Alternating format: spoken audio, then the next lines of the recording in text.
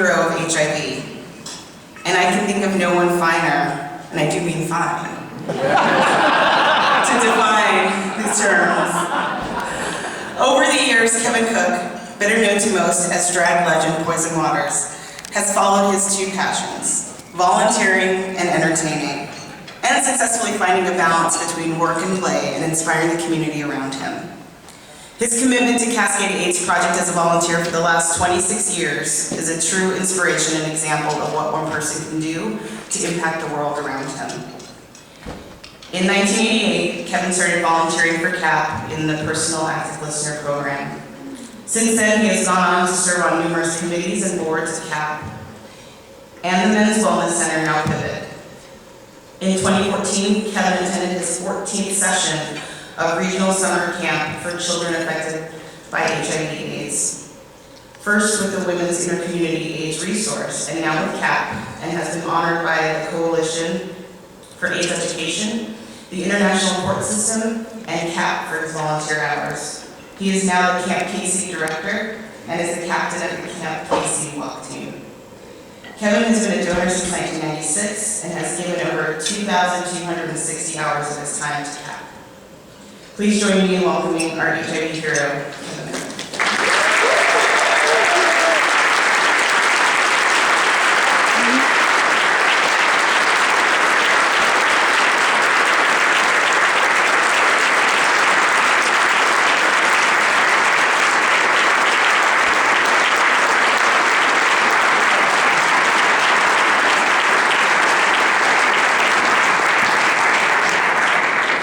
Please take your seats. I can't believe they said that I get 2 minutes, so that's funny. Thank you guys so very much. I have to first acknowledge that I'm completely out of my element up here in this side of the situation, and I want to thank Jorge for his kind words, and also Nike and Dr. Picker and OHSU for letting me be part of their situation. It's like Jorge said he represents 50,000 employees and I represent 50,000 gowns. The reason I'm wearing this today is I couldn't decide which one. So, and yeah, I haven't met Dr. Picker yet, so I don't think I should be sassy with him. But it's coming, so. So I just have to say thank you to my mother and my sister who joined me here today.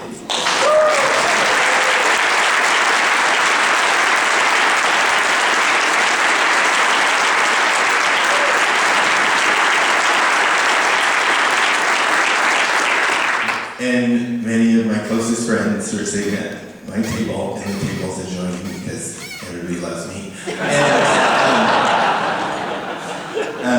And my partner Jefferson, thank you for coming all the way from Hillsborough from your job.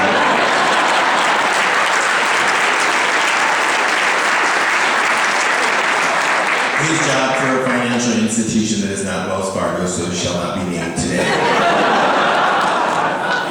But it does help pay for those 50,000 gallons. So, and I could thank everyone in this room. I'm just so honored and touched to see so many familiar faces and people that I've known for almost all of these 26 years.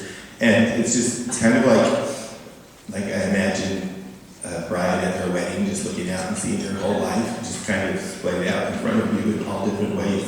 There's some of you that I adore and some of you that I love and some of you that I think we had a drink one time. And then there's some of you that I'm glad you're here.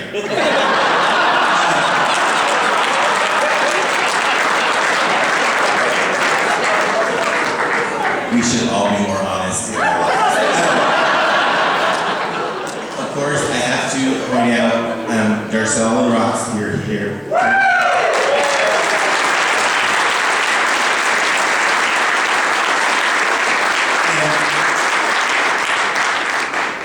From the very first time I put on a set of heels and worked this town, and reached for every opportunity I could grab. Because Darcella Roxy, who supported me and said that I could do whatever I wanted to do.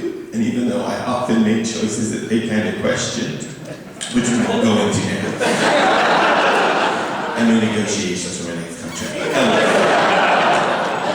I love that they're here. They represent to me the community at the beginning of the AIDS crisis, and so they've seen it all. And what I feel like in 26 years, they've seen a lot. I've endured a lot, and I've lost a lot, like everyone in this room has. But when I think what it must be like to be, 84 and 79, and to imagine what they've seen and gone through. And so to me, they're my heroes.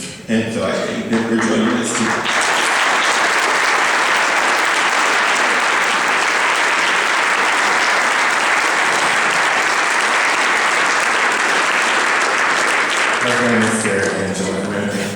Okay, and lastly, before I go, thank you guys for being here today. It means a lot.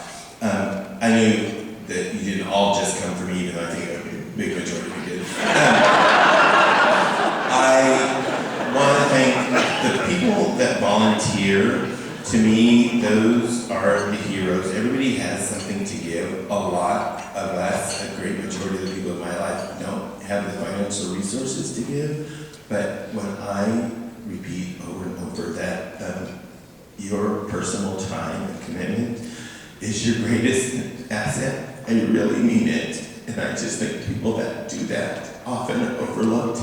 It's loudmouths like me with big hair and big jewels that get all the attention, but there's so many more out there that work tirelessly because they have the passion to do so, but also because they're unable to financially support organizations what they wish that they could. And I just am afraid that too often splashy events focus only on those folks and not the people that are donating their time and energy. And so I wanted to acknowledge those folks also as my heroes.